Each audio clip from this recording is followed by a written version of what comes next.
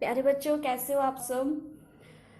Welcome to my channel. In this video we are going to understand the emergence of Islam, chapter 2, history, class 7.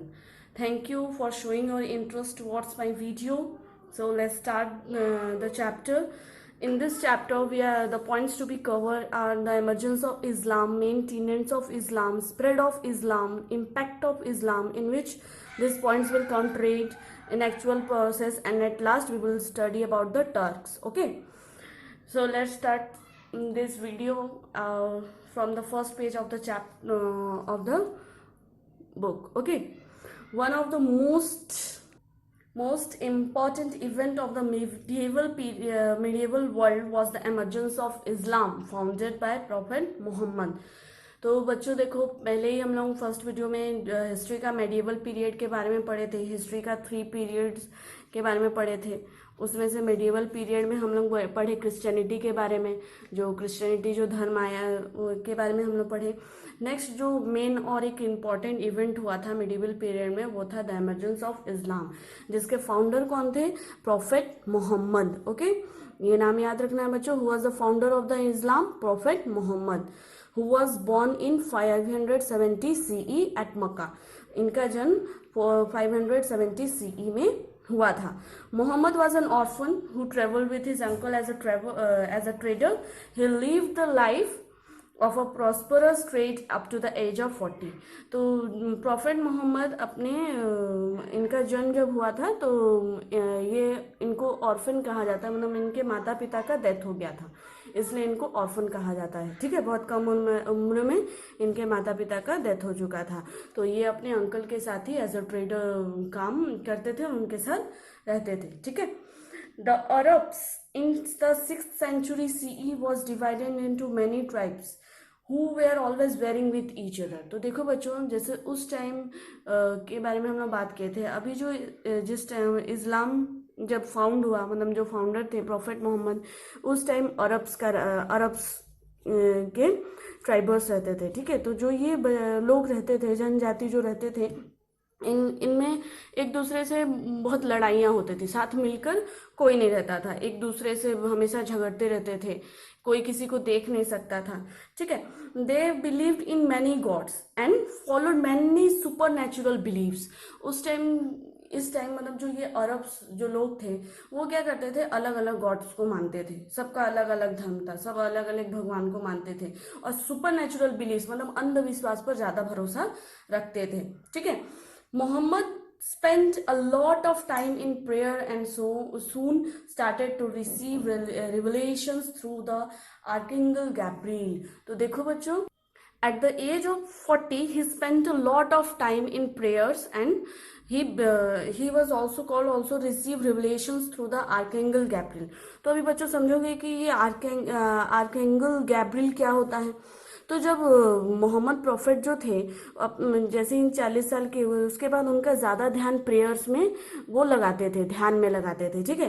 तो उनको ना आर्कएंगल Gabriel कहा जाता था, मतलब भगवान का एक देव, भगवान का दूत कहा जाता था, जो भगवान के मैसेंजर से. Gabriel means messengers. ठीक है, जो गॉड इनको डायरेक्ट मैसेज देते थे, मतलब डायरेक्ट इनसे बात करते थे भगवान. ठीक है, किनसे?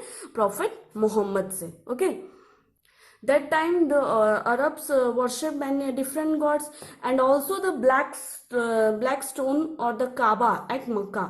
तो बच्चों देखो, तो उस टाइम जो अरब्स के जो लोग थे, अलग अलग भगवान को मानते थे, डिफरेंट गॉड्स का पूजा करते थे. तो उस टाइम जो लोग थे, वो लोग मक्का में एक काबा है, काबा, उसका भी बहुत पूजा करते थे. ठीक है.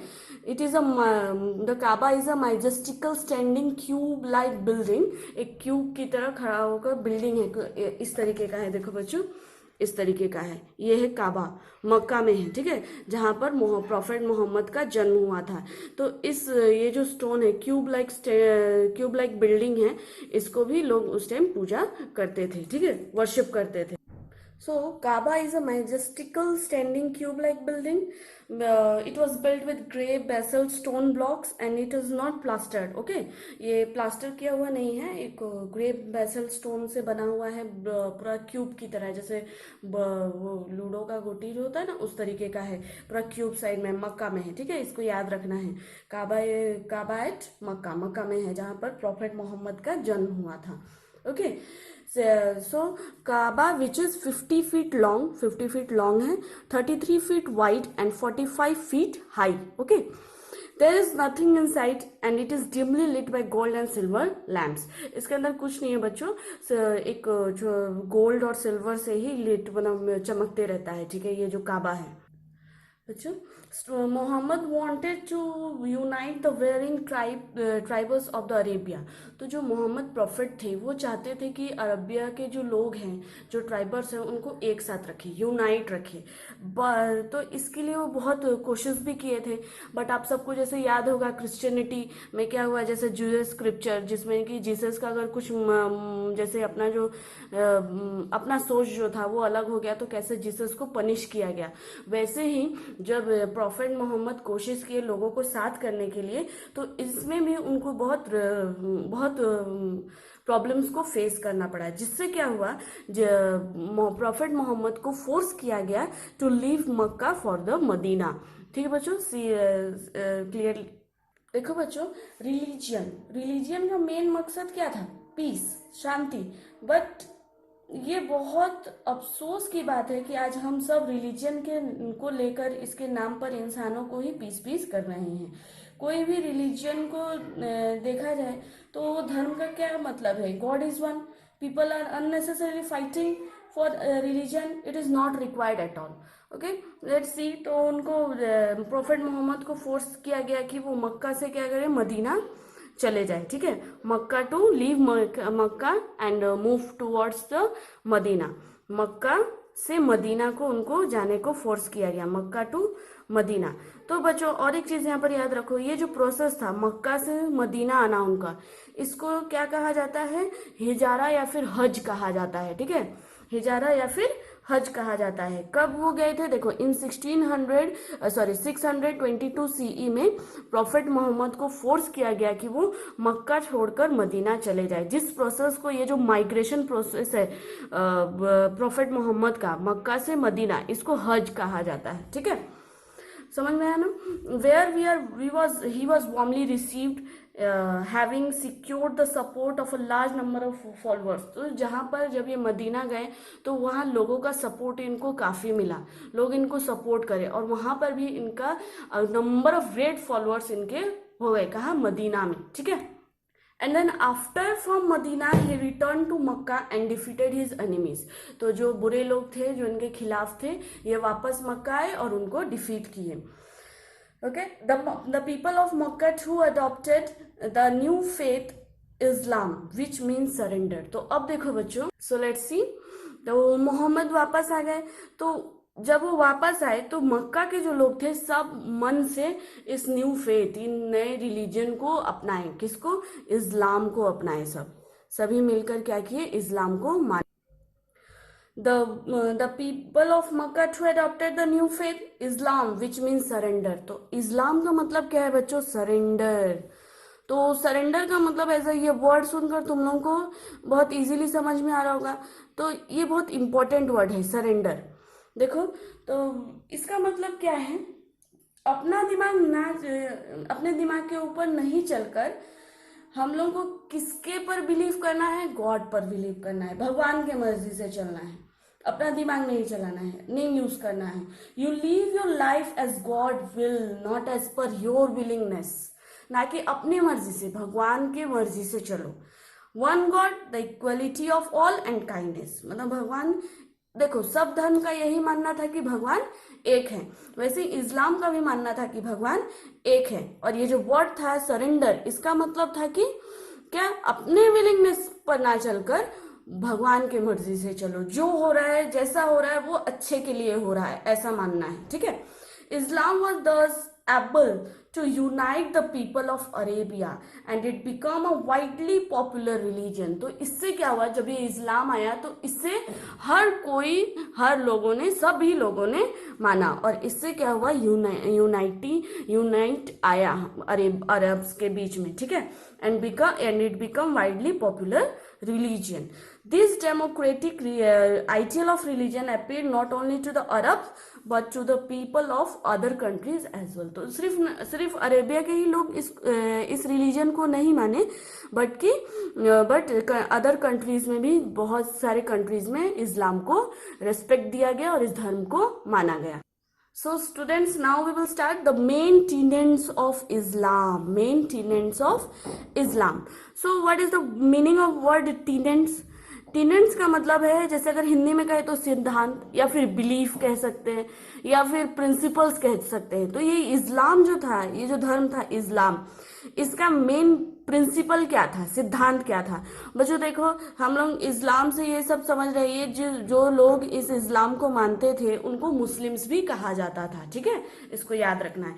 तो अभी हम लोग देखेंगे the main tenants of Islam, okay, और प्रिंसिपल ऑफ इस्लाम.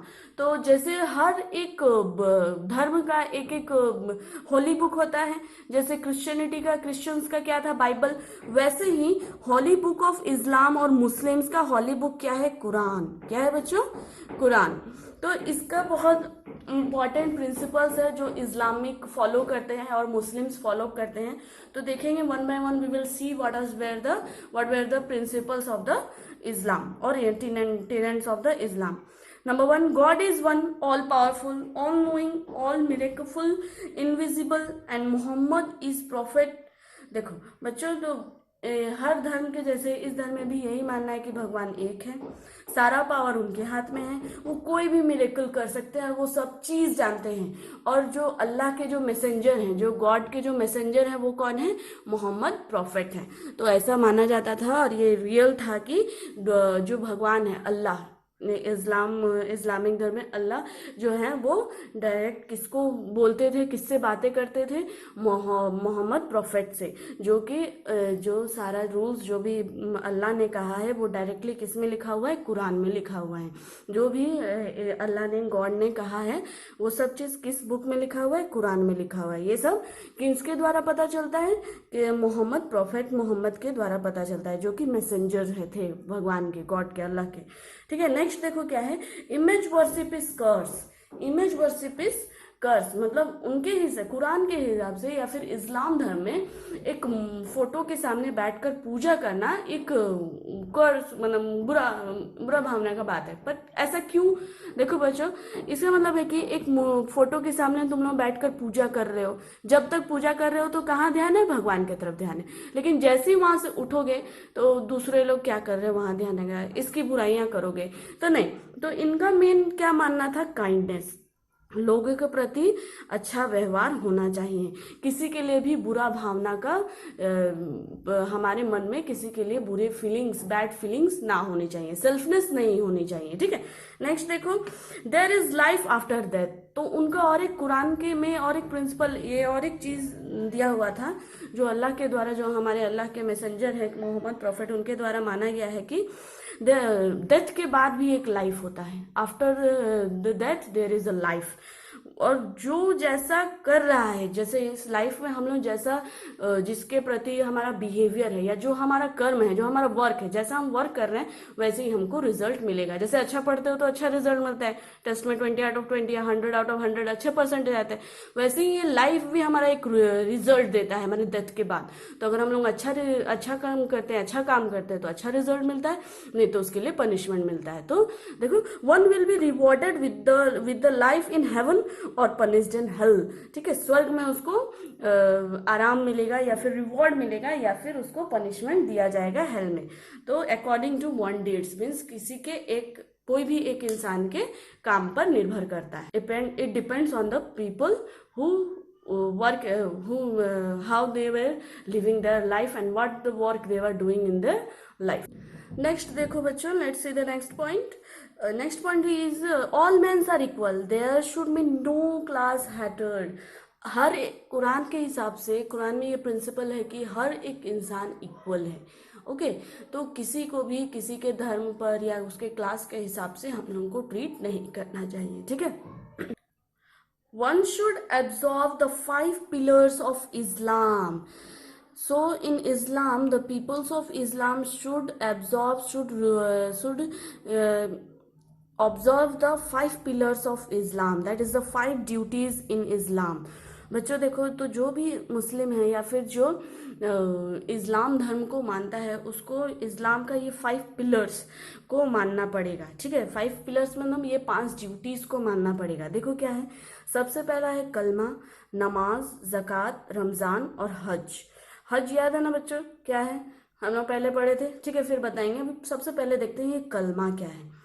तो कलमा means reciting hymns from the Quran. तो जो कलमा मतलब क्या होता है, जो भी कुरान में लिखा हुआ है उसको अच्छे से पढ़ना है या याद करना है, या उसको पढ़कर बहुत अच्छे से लाउड वॉइस में उसको रिसाइट करना है, कहना है, सबको सुनाना है, या फिर ऐसा बोलना है कि सब उसको सुने एक लाउड वॉइस में। तो वो है सबसे पहला ड्यूटी, कलमा। नेक्स्ट है नमाज। क्या है बच्चों, नमाज मीन्स प्रेइंग, नमाज मतलब प्रेइंग।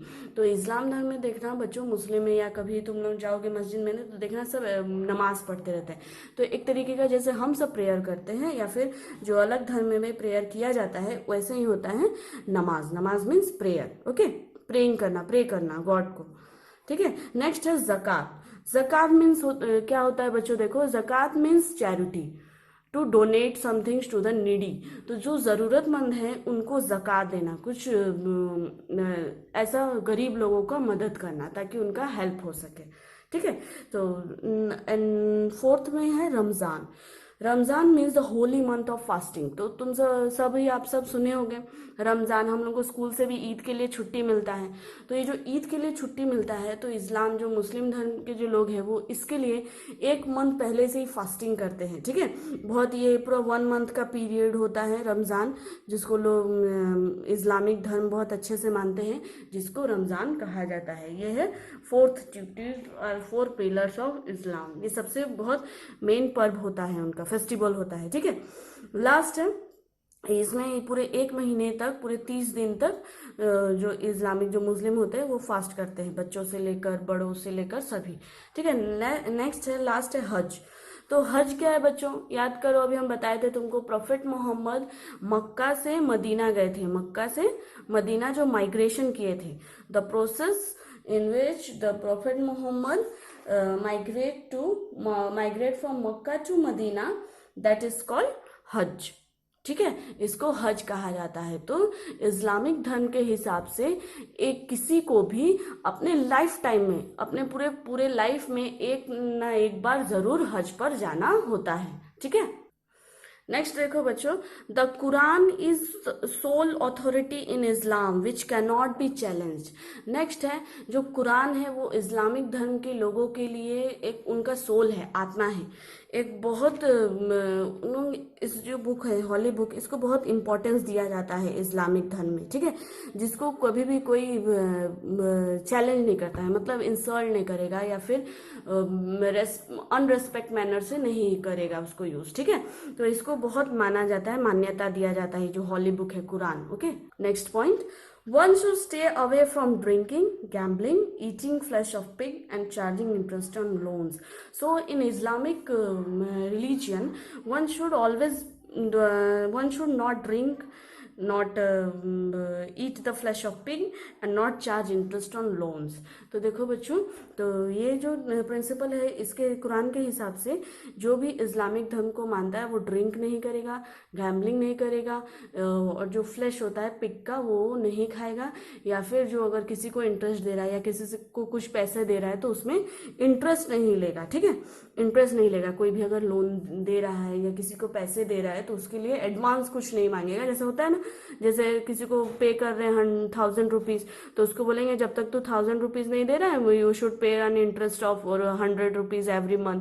तो इस तरीके का वो लोग नहीं करते हैं, ठीक है। नेक्स्ट देखो, the spread of Islam. So student अभी देखो, स्प्रेड ऑफ इस्लाम, ठीक है। तो 570 सीई में प्रॉफिट मोहम्मद का जन्म हुआ। नेक्स्ट 622 सीई में मक्का से मदीना गए प्रॉफिट मोहम्मद। नेक्स्ट 632 में उनका डेथ हुआ। तो 570 में when he was born, then after the 40 years of his age he see the vision. उन्होंने, अल्लाह ने उनको मैसेज दिया, अल्लाह ने उनसे बात किया, जो सारे मैसेजेस थे तो वो अल्लाह के द्वारा किनको मिला, प्रॉफिट मोहम्मद को। फिर after some years in 1622 CE में वो मक्का से मदीना गए। Next at last at 632 CE में उनका डेथ हो गया, प्रॉफिट मोहम्मद का डेथ हो गया। After Muhammad death in 632 CE, the leadership came under the control of khalifas और खलीफ्स। तो देखो बच्चों, तो जो लीडरशिप था, जो ओनरशिप था, वो किसके अंडर में आ गया। अब कौन उनके जैसे पिता के बाद बेटा होता है, वैसे ही प्रॉफिट मोहम्मद के बाद जो अल्लाह का जो मैसेंजर थे वो कौन बने, खलीफाज और खलीफ्स। ठीक है बच्चों, ये याद रखना खलीफाज क्या होता है और खलीफ क्या होता है, इसको याद रखना है, नहीं तो बार बार ये वर्ड्स का यूज होता है तो आप सब कंफ्यूज हो जाते हो कि खलीफाज क्या होता है। तो जो नेक्स्ट प्रॉफिट मोहम्मद के बाद जो मैसेंजर बने या फिर जो सक्सेसर कहेंगे हम लोग, तो वो कौन थे, खलीफाज या फिर caliphs. Okay, the first caliph was his faithful follower Abu Bakr. तो सबसे पहले जो खलीफ थे, जो मैसेंजर थे प्रॉफिट मोहम्मद के बाद, वो कौन थे, Abu Bakr. Okay, Abu Bakr, inspired with a zeal to spread Islam, he set out on the path of conquest, and even a century Islam had spread widely across North Africa, Spain, Tigris, Erythrates to Persia and India। मतलब इन सारे देशों में अबू बकर जैसे under में आए, मतलब वो as a messenger बने, वैसे ही सिर्फ एक सेंचुरी में ही इस्लाम को वो पूरे फुल एनर्जी में, ज़ील मीन्स फुल एनर्जी में वो स्प्रेड कर दिए all over North Africa, Spain, triggers, threats to Persia and also in India. Okay, तो देखो बच्चों, तो जैसे जैसे अब पूरा इस्लाम जो है काफ़ी कंट्रीज़ में फैल चुका है, ऑल ओवर द कंट्रीज़ में, काफ़ी लोगों ने इस्लाम धर्म को मान लिया। After that the Arabs also built new cities like Baghdad and Cairo. तो बच्चों देखो, तो अरब्स जो थे वो दो नए सिटीज़ को बनाए, बिल्ड किए। तो एक था बगदाद और था एक कायरो। ठीक है, The Arabs also built new cities like Cairo and Baghdad and spread their vibrant culture. वो अपने culture को पूरा flourish किए। The Umayyad dynasty and ruled from Damascus, and the Abbasids dynasty till the middle of the 1450 CE ruled from Baghdad। तो देखो बच्चों, अब इनके बाद जो खलीफ्स थे उनमें से अबू बकर के बाद उमैयद डायनेस्टी आया, वो 661 सीई से 750 सीई तक रहा, जिसका कैपिटल था डेमस्कस, जो कि इनके अंडर में था। ये कैप्चर कर लिया और इसमें अपने धर्म को आगे बढ़ाए, इसको आगे बढ़ाए। फिर आया अब्बासिड्स डायनेस्टी, जो भी 750 सीई से till middle of the 1450 CE तक चला। तो ये था बगदाद। ठीक है, तो डेमस्कस उमैयद डायनेस्टी के अंडर में आया, कैप्चर किए इसको और इसको आगे बढ़ाए, इस्लाम धर्म को रूल किए और फैलाए, इस डेमस्कस को रूल किए। नेक्स्ट फिर आया अब्बासिड्स डायनेस्टी, जो कि बगदाद पूरा रूल किए, बगदाद में रूल किए। Their rule was marked by the growth in all the fields. तो ये जो रूल्ड, जो चेंजेस जो फॉर्म हुआ अबू बकर, उनके बाद ये न्यू सिटीज डेवलप हुए, बगदाद एंड कायरो। फिर उमैयद डायनेस्टी आया, ये इनका कैपिटल बन डेमस्कस, कैप्चर करने के बाद फिर अब्बासिड्स डायनेस्टी आया, जो कि बगदाद पर रूल किए। तो इन सबसे एक ग्रेट चेंजेस हुआ, बहुत अच्छा ग्रोथ हुआ in all the fields, in culture, in trades, हर एक चीज़ में, हर एक फील्ड में बहुत अच्छा चेंजेस हुआ या फिर ग्रोथ कहा गया। ठीक है, Harun al Rashidi was a ruler of this dynasty. तो उस टाइम इस अब्बासिड्स डायनेस्टी के कौन थे रूलर, हारून अल रशीदी। इसको याद रखना है बच्चों, हारून अल रशीदी। ठीक है, So these dynasty, the Abbasid dynasty worked very hard और worked a lot for the welfare of the people. तो जो अरब्स के लोग थे उन्होंने बहुत मेहनत किया एक वहाँ सॉरी अब्बासीड डायनेस्टी जो था, जो अब्बासीड के लोग, अब्बासीड डायनेस्टी के जो लोग थे वो अरब्स के लोगों को और उनके वेलफेयर के लिए बहुत मेहनत किए थे। अब देखो बच्चों, नया नया सिटीज़ बना, न्यू सिटीज़ बने, तो जहाँ पर नया सिटीज़ बनता है तो बाहर से लोग आते हैं वहाँ पर काम करने के लिए, क्योंकि नया सिटी फॉर्म हो रहा है, नया बन रहा है, तो काफ़ी प्रोग्रेस होगा, नए बिल्डिंग्स या फिर नए इंडस्ट्री जहाँ खड़ा होता है तो मतलब वहाँ पर इनकम होगा। तो धीरे धीरे क्या हुआ, ट्रेड बढ़ा और लोगों का भी जनसंख्या जो था वो बढ़ा, पॉपुलेशन बढ़ा। There was a great changes and a lot of changes in trades. Okay, now we will see trade. So the Arabs conquered many parts of the world and spread the message of Muhammad.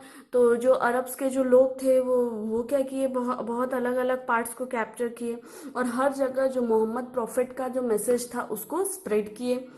They set up their empire in Asia Minor, Persia, South Africa and Spain.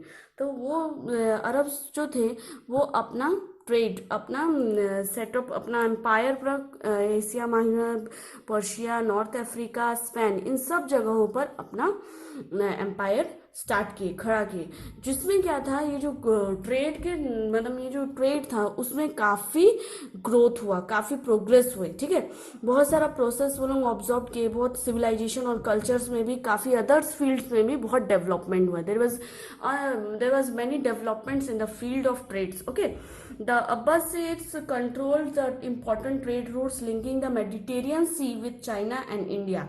तो जो अब्बासिड्स थे, अब्बासिड्स क्या control करते थे, ये जो main root था, सी root, ठीक है, कौन सा, Mediterranean sea with China and India, इन दोनों देशों के बीच में जो सी रूट लिंक था उसको अब्बासिड्स के जो लोग थे, उस डायनेस्टी के जो लोग थे, उसको इनके कंट्रोल में था। ठीक है, मतलब देखो बच्चों कितना प्रोग्रेस हो रहा है, कितना चेंजेस हो रहा है। ठीक है, बहुत सारा मतलब बहुत ग्रोथ हुआ था, बहुत डेवलपमेंट हुआ था उस टाइम। फॉर अबाउट 700 ईयर्स, कम से कम 700 साल तक, until the discovery of the sea routes around the Africa by the Europeans in the 15th century, trade between Europe and East was completely in the hand of Arab. तो जब तक कि 15th century में sea routes नहीं discover हुआ, Europe और east के बीच का जो भी ट्रेड्स था या किन के कंट्रोल में था, अरब्स के हैंड में था, अरब्स के कंट्रोल में था। ठीक है, Baghdad became a flourish and rich city. तो उस टाइम जो न्यू सिटी डेवलप हुआ था, बिल्ड किया गया था बगदाद, वो अभी के टाइम में ट्रेडर्स में सबसे रिच सिटी बन चुका था। ठीक है, जहाँ पर कि ज़्यादातर सिल्क, ज्वेलरी, स्पाइसेस, देखो इन सब चीज़ों का भी ट्रेड होता था, सिल्क का, ज्वेलरीज, अलग अलग ज्वेलरीज का, स्पाइसेस ईस्ट से, फिर ivory from Africa, ivory means हाथी का तो जो दांत होता है ना, हाथी का दांत, उसका भी ट्रेड किया जाता था। लिलन फ्रॉम इजिप्ट, लिलन क्या होता है बच्चों, देखो ये जो वर्ड्स है,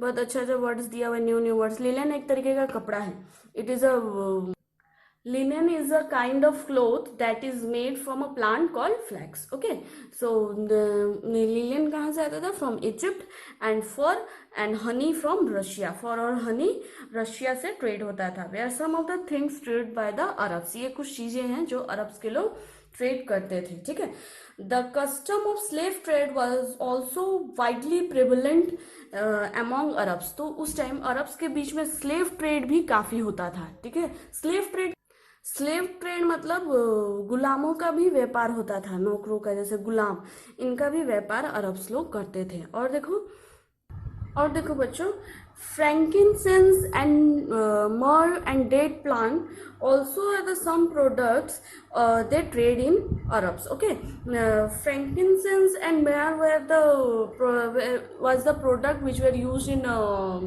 perfumes and cosmetics. ठीक है, frankincense और myrrh and date plant ये कुछ products था, ये जो है ये कुछ product है जो कि परफ्यूम और कॉस्मेटिक में यूज किया जाता था। तो देखो बच्चों, आप सबको अच्छे से समझ में आया होगा कि ट्रेड के मामले में कितना सब चीज़ चेंजेस हुआ, कितना डेवलपमेंट्स हुआ, कितने सारे रूट्स के ना बनने के बाद भी कितना डेवलपमेंट क्रिएट हुआ था। Now we will see intellectual progress in Arabs. Okay, intellectual progress. So the Arabs made significant contribution to the growth in many more things and many more fields. तो जो अरब्स थे वो और अलग अलग fields में भी अलग अलग बहुत अच्छा कंट्रीब्यूशन किए थे. देखो जैसे कि एस्ट्रोनॉमी में, ठीक है, एस्ट्रोनॉमी एक साइंटिफिक स्टडी होता है स्पेस या फिर प्लैनेट स्टार्स इन सब के बारे में.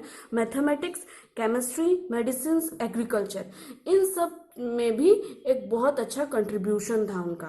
They also introduce new styles of architectures, literatures and poetry. बहुत नए नए आर्किटेक्चर स्टाइल्स लाए थे, literature styles and poetry also. ठीक है, जिसमें से कुछ फेमस वर्क है उनका दिया हुआ है. देखो बच्चों क्या, एक रुबियात उमर ख्याम, ये एक ऑथर है. रुबियात एक बहुत अच्छा बुक है. शाहनामा अल-फिरदौसी के द्वारा लिखा गया है. Shahnama was written by al Firdausi and Arabian Nights. ये कुछ फेमस वर्क्स, फेमस स्टोरीज है जो उस टाइम लिखा गया था. This were the great significant works of the Arabs. Okay students, the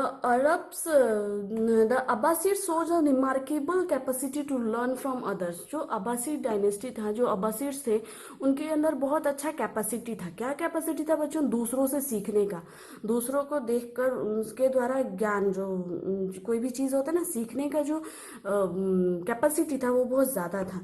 the caliphs welcome new ideas. जो खलीफ्स थे न्यू आइडियाज़ को वेलकम करते थे, उसको बहुत अच्छे से अपनाते थे. बगदाद में बहुत सारा चीज़ें चेंजेस हुई थी, बहुत सारा वर्क किया गया था लिटरेचर में, जिसको ग्रीक में, चाइनीज़ में, इजिप्ट में, इजिप्टियन में, संस्कृत में, इनटू अरेबिक में चेंज किया था. मतलब ग्रीक टू अरेबिक में चेंज किया गया था अरेबिक लैंग्वेज में. कब? In the Abbasid dynasties time. On that time they learned to manufacturing of glass, paper, use of mariners compass from the Chinese, geometry from the Greeks, mathematics from the Indians. They also borrowed the concept of decimal system and the concept of zero from India. Okay, Indian system of numerical in Europe it was also introduced or developed in the by the Abbasids by the Arabs. देखो बच्चों, काफ़ी सारा चीज़ें उस time उन्होंने सीखा, जैसे manufacturing करना, ग्लास, पेपर हो गया, मैरियन कॉम्पास हो गया, चाइनीज़ के द्वारा ये इसको सीखे वो लोग. ज्योमेट्री सीखे ग्रीक से, फिर mathematics from Indians and also ये कॉन्सेप्ट जो डेसिमल सिस्टम का कॉन्सेप्ट होता है और जो ज़ीरो का कॉन्सेप्ट है उसको भी इंडिया से उन्होंने सीखा. मतलब जो अब्बासिड्स थे अरब्स के, वो अरब्स में जो अब्बासिड्स डायनेस्टी थे उनके पास लर्निंग पावर बहुत ज़्यादा था. उन्होंने इंट्रोड्यूस किया था Indian system of numericals in Europe में. ठीक है, जिसको नाम दिया गया अरेबिक न्यूमेरिकल्स भी नाम दिया गया.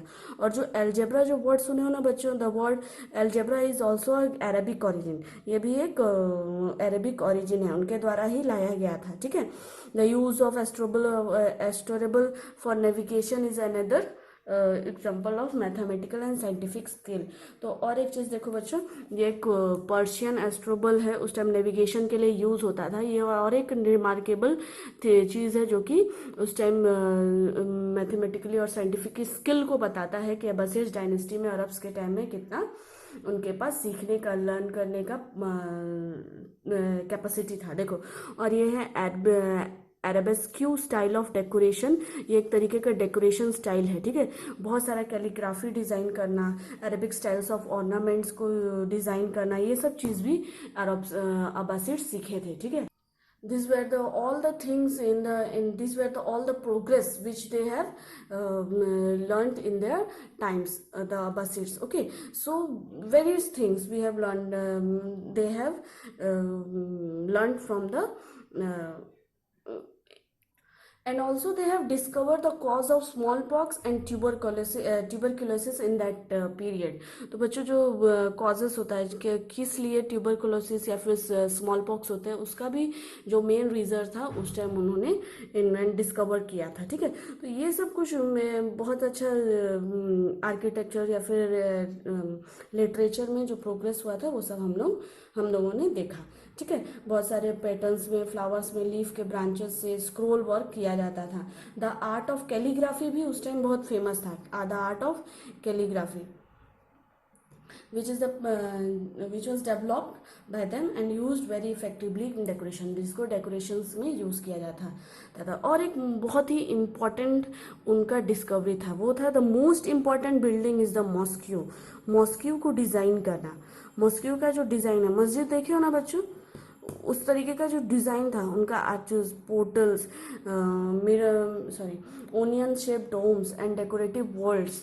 देखना जब भी जैसे इमेज ही देखोगे ताजमहल का, देखो कितना सुंदर दिखता है, अलग अलग डिज़ाइन से किया हुआ है, ठीक है। तो ये सब कुछ चीज़ें थी जो उन्होंने डिस्कवर। देखो बच्चों, आर्चेस कुछ इस तरीके का डिज़ाइन होता है, इस तरीके का ऐसा होता है, ठीक है।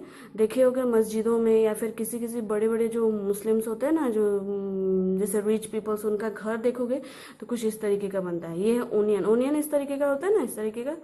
तो इस तरीके का देखना, उनका ओनियन शेप डोम्स होता है, जो मस्जिदें होती हैं उनकी डोम्स जो होती हैं इस तरीके की होती हैं। यह पोर्टल्स, पोर्टल्स देखना इस तरीके का बनाया जाता है, इस तरीके का भी होता है पोर्टल्स। ये सब कुछ कुछ डिज़ाइंस है जो उस टाइम बहुत अच्छा डिस्कवर किया गया था, इस तरीके का भी होता है। तो ये सबको आर्चेस, पोर्टल्स, ये एक तरीके का डिज़ाइन और शेप्स हैं जो वो लोग यूज़ करते थे। और डेकोरेटिव वॉल्स बहुत अंदर अंदर में, अगर मस्जिद के या मॉस्क्यू के अंदर जाओगे तो सुरंग जिसको कहते हैं, वोल्ट अंदर में होता है, जैसे ज़मीन के अंदर बनाया जाता है वोल्ट, बहुत सुंदर ही डेकोरेटिव तरीके से। ये बहुत इंपॉर्टेंट था। The most important building is the mosque. Next देखो द टर्क्स।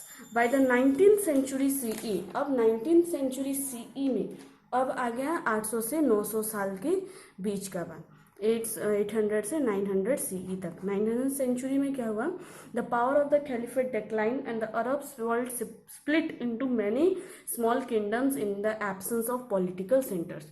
तो पॉलिटिकल सेंटर्स के एब्सेंस के वजह से ये जो अरब्स था वो स्प्लिट हो गया, पूरे वर्ल्ड में फैल गया, अलग अलग टुकड़ों में बढ़ गया, ठीक है, छोटे छोटे किंगडम्स में अलग अलग जगहों पर बढ़ गया। जिसके बाद क्या हुआ, दो पावरफुल स्टेट्स बने, जिसका सेटअप जो था जिन्होंने किया वो था गजनी एंड घोर, ठीक है, in by the Turkish ruler. ये सब थे टर्किश रूलर, जिसके बारे में बहुत अच्छे से हम लोग फिर नेक्स्ट चैप्टर में पढ़ेंगे।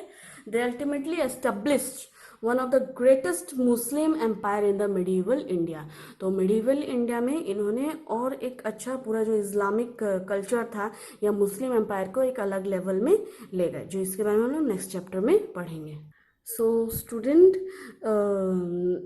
you can see this video by making it part and part. You can part it and see this video. Students, if you find my video helpful, then share with your friends, give a like and surely subscribe and hit the bell button to get all the updates. Thank you for showing your love and respect.